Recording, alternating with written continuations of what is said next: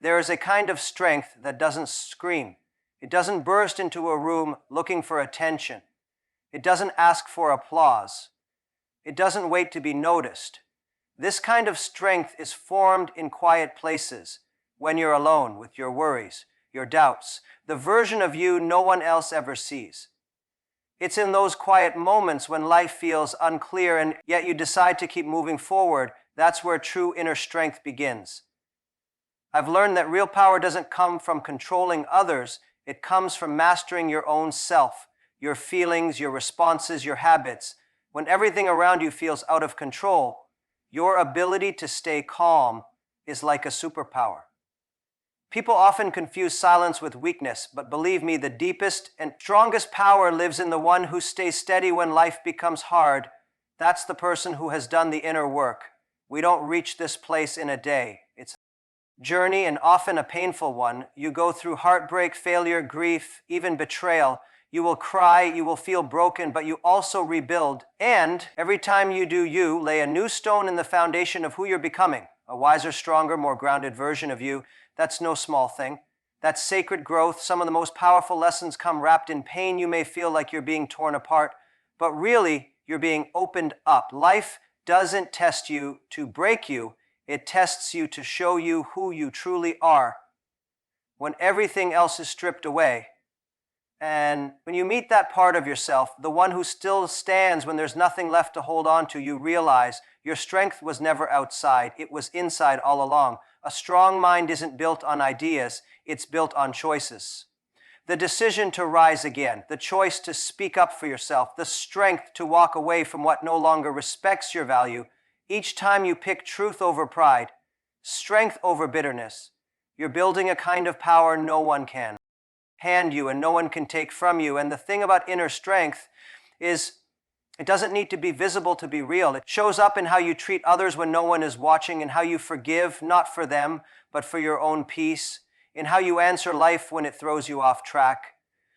That's the quiet strength of a mind that has survived storms and still chooses calm over chaos, growth over self-pity. There will be people who feel uneasy around that kind of calm.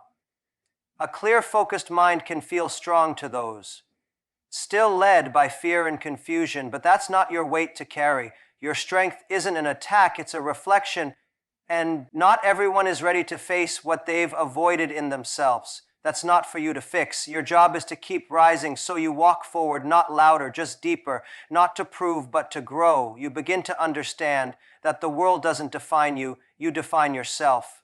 Every book you finish, every truth you speak, every moment you choose quiet over panic. You're doing the work not to impress, but to live. Honestly, not to compete, but to feel whole again and again. There's a time in life when you realize you've been hiding your light just to make others feel comfortable. You start to notice how you speak less, stand smaller, shrink your wins, all because you're scared your full presence might make someone else feel small. And somewhere along the way, you start to believe being too much is wrong. But the truth is your light was never meant to stay hidden. I know what it's like to step into a room and instantly feel the weight of what others expect, to feel like being your real self. Your full and glowing self might make others uncomfortable, so you quiet down. You soften your edges, you laugh with less joy. You act like you don't know the answer when deep inside you always have, and each time you do that, a part of your spirit steps back. You weren't born to apologize for your presence. You weren't sent here to hide yourself, so someone else can stay safe in their comfort zone. When you hide your truth, you not only hurt yourself, you take away the gift the world truly needs from you, because someone out there is waiting for the version of you that stops pretending to be small. It's not pride to own your value. It's not rude to honor your voice. It's powerful to know who you are and walk with that knowing. And the strange part is the very people you're trying to shrink for, they often aren't even asking you to. It's the fear in your own mind telling you to stay small. That fear will lie to you. That fear will make you forget. But imagine if you stopped cutting yourself down in real time. What if you let your light shine, not for praise, but because it's the real you? The world doesn't need more people faking their average. It needs more people willing to live truthfully, even if it shakes the room, especially when it shakes the room. You have every right to be bold in your thoughts, firm in your beliefs, and clear with your boundaries. You have every right to enter a room fully as yourself, and you don't need to. Soften that with an apology or a nervous smile. You don't need to explain why your dreams are big. They're meant to be big. The people who are really meant for you, they won't feel threatened by your light. They'll be uplifted by it. They won't ask you to turn it down. They'll grow alongside you, and those who don't, they were never your people anyway. Your job isn't to lower your energy for anyone. Your job is to keep shining at your highest and believe that the right people will meet you there every time you speak your truth clearly, every time you take the space you've earned, every time you protect your joy, you give silent permission for someone else to do the same. Pain often shows up without warning. It walks in uninvited, settles in your chest, and shifts how you see everything. It doesn't ask if you're ready. It doesn't wait until you feel strong enough. It just arrives. And when it does, you have a choice to let it break you or to let it shape you. Not all at once, not quickly, but in time. When you stop pushing the pain away and start asking what it's trying to teach you, there are things in life that don't just hurt, they change you. Pain that takes your breath and shakes your faith, but what I've learned is this.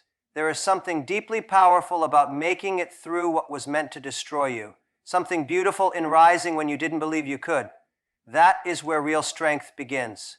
In the broken parts, in the dark times, in the wreckage, you don't turn pain into power by ignoring it. You do it by going through it with open eyes, by feeling it fully, by letting it pass through without letting it drown you.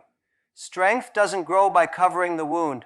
It grows when you understand it, care for it, and then decide it won't control your life anymore. That's where change begins. Many people hold on to pain like it defines them, but your past is not your cage. What happened to you is only a part of your story, not the entire book. Your scars are not something to hide. They are signs that you healed. They are proof that you moved forward even when the road disappeared. They whisper you made it. That quiet whisper is a power most miss. There is a version of you that waits on the other side of hurt.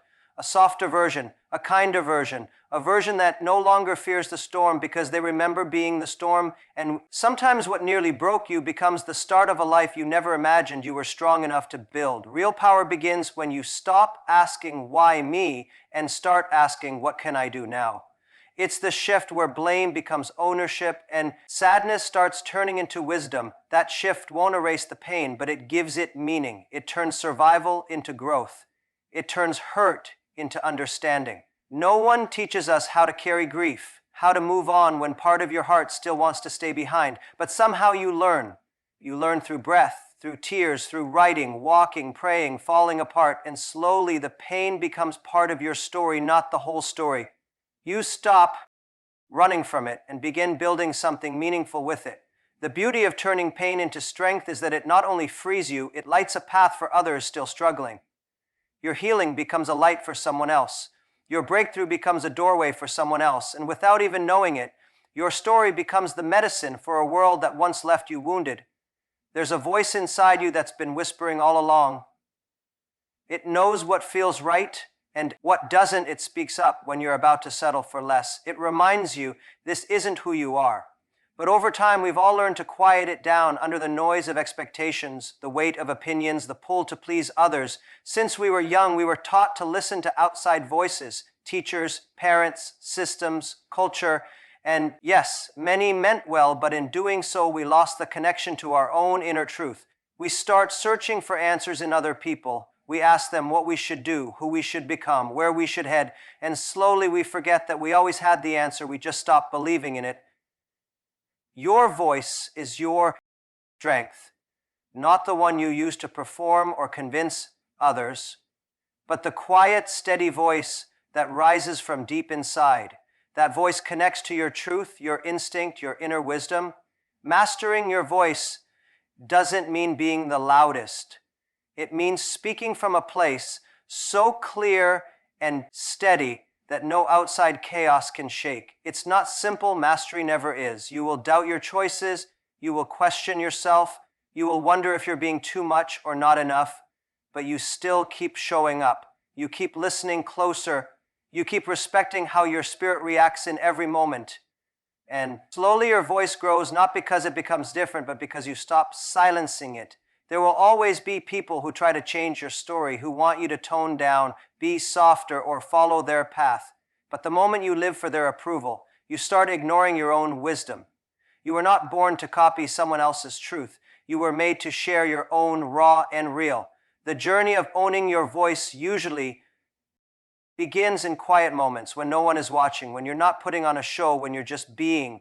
That's when you start hearing yourself clearly again. That's where you find the version of you who's not trying to compete or please. That's when your truth becomes stronger than your fear. And when you speak from that place, when you make choices from your core instead of your doubts, you start to move differently in the world, not with ego, but with confidence. Because there's a certain peace that comes when you no longer wait for others to let you be who you already are. That kind of voice doesn't need to yell. It just stands tall. Every time you follow that voice, every time you pick truth over approval, you are writing a new story for your life, one that no one else can write, one that only your heart knows how to tell. Discipline isn't a punishment, it's loyalty. It's a quiet promise between you and your higher self. It's waking up each day and deciding that your goals, your peace, your health, your dreams are worth showing up for. Even on the days when motivation is gone, discipline is how you show yourself, I'm worth it. People often think of discipline as something strict, something cold. But real discipline comes from love. When you love yourself, you stop breaking your own promises. You quit waiting for the perfect time and start honoring the time you have now. You don't wait to feel ready. You decide to be responsible for your own becoming. It's easy to act when you're inspired, but true growth comes in the quiet days, the normal hours, the meals you cook alone, the things you write that no one may see, the workouts, the stillness, the learning, the saving, the tiny choices stacked together. That's where self-worth is built. Each time you say no to something that distracts you, you're saying yes to something more meaningful. Every time you choose structure over chaos, calm over mess, you're giving something valuable to your future self. It's not just about avoiding the wrong thing, it's about making space for the right thing to grow. Discipline helps you trust yourself, not in the exciting moments, but in the quiet habit of becoming. When you set a boundary and hold it, when you show up even when it's hard, when you choose what matters over what's easy, that is self-respect speaking through your actions. There's a difference between living by how you feel and living by what you believe. One shifts like the wind, the other gives you a steady ground. Discipline doesn't mean never resting or enjoying. It means you stop leaving yourself behind when life feels uncomfortable. It means learning how to sit with discomfort without letting it lead you. You begin to understand that freedom doesn't come from doing whatever you feel like. It comes from doing what must be done so you can live your dreams later. Discipline frees you from regret. It protects your time, your energy, your attention. It creates a strong line between who you were and who you are becoming. And when you move with that kind of purpose, people notice, even if they don't get it. Because discipline shapes how you speak, how you walk, how you focus. It becomes a calm form of self-respect that needs no words, just consistency. There are times in life when everything feels still. The calls stop, the room feels emptier, the noise fades, and all you have is, at first it feels like loneliness, like rejection, like something is missing. But if you stop running from it, if you let yourself sit in it, you'll find that being alone isn't always a punishment. Sometimes it's preparation. We've been trained to think being alone means something's wrong. That if you're not surrounded by people or praise or busyness, then you're lacking. But what if being alone is actually where you meet the pieces of yourself that the noise always covers? What if the silence isn't empty but holy? The biggest shifts in life rarely happen in front of others. They happen in quiet moments, early mornings, late nights, long walks. That's when your inner voice gets clearer. Your vision sharpens. When distractions fall away, you begin to see how much of who you were was shaped by others' opinions, energy, and demands. Solitude makes you stop performing. There's no one to entertain, no one to impress, no mask to wear, and in that space you meet the real you. You notice what drains you, what lights you up. You remember dreams you buried. You begin to heal pain you ignored. You learn how to sit with yourself and actually like what you find in solitude. You build the skill of standing on your own. You create your own calm, your own joy, your own meaning. You stop hoping someone will come fix things because you understand you were never broken. You just needed space to hear yourself again. Not everyone will. You know who understand this part of your path? They'll ask why you're quiet, why you pulled away, why you're not around as much. But you're not disappearing. You're growing deeper. You're not lost. You're becoming more clear. Growth doesn't always mean blooming. Sometimes it means pulling back so your roots can grow deeper. And the beauty is when you come back and you return changed, you speak with more care, you walk with more peace, you stop chasing because you found peace in the pause. You become less reactive, more thoughtful, less led by pressure, more led by truth. What once felt like being alone now feels like connection. What once felt like separation now feels like a sacred space. And what once felt like emptiness now feels like true presence, your own presence, finally whole, finally heard, finally home. You weren't born to ask for permission to shine. You weren't placed here to wait for claps before you move, before you speak, before you rise. The greatness inside you doesn't need anyone's approval. It just needs you to wake it up. Too often we shrink our shine to avoid making others uneasy. But your light was never meant to be dimmed for someone else's comfort. Some people won't understand your passion. They won't see your dreams. They'll say you're too much, too bold, too different, but their voices are not your guide. Your soul already knows the way the moment you start wondering, is it okay to dream this big? You're handing over your power to people who were never meant to hold it. Greatness doesn't wait for the right moment or the perfect plan. It moves when the pull is strong, even when the way forward is blurry. It says yes before the world gives approval. And truth is, the world may never be ready for someone who refuses to stay small. That's not your worry. Your job is to live in alignment, not to match what others expect from you. We're taught to blend in, to be agreeable, to make ourselves easy for others to accept. But everything about greatness breaks that. It stands. When others stay quiet, it says. What others are scared to say, it dreams loudly. It risks failing. It breaks patterns. And by doing that, it opens the door for others to do the same without waiting for a green light. You don't need someone to give you your gifts. They're already yours. You don't need someone to say your dream is valid. If it lives inside you, it's real enough. The question isn't if you're allowed to be great. The real question is, are you ready to stop hiding behind average just to feel accepted? People will try to measure your worth by what they were taught, but when you live from a deeper place, from purpose, from calling, from truth, you leave all their rules behind you. Stop shrinking to fit places that weren't meant for your wingspan. You stop waiting to be seen, and you start seeing yourself fully, bravely, and boldly, entirely. Choosing to be extraordinary isn't about pride, it's about responsibility. If you've been gifted with something, a voice, a vision, then you're being called to use it. Not later, not someday, but now. The world doesn't need another person walking the same old path. No, the world needs someone bold enough to create their own. And if your journey unsettles people, challenges them, makes them think, that's not a reason to stop. That's proof you're doing something meaningful. That's proof your extraordinary is no longer waiting for permission. It's already arrived, already rising, already changing. The rules of power, when it's real, it doesn't need to shout. It doesn't need to dominate the space. It doesn't need to convince anyone because it already knows what it is. True power holds grace, not as weakness, but as wisdom.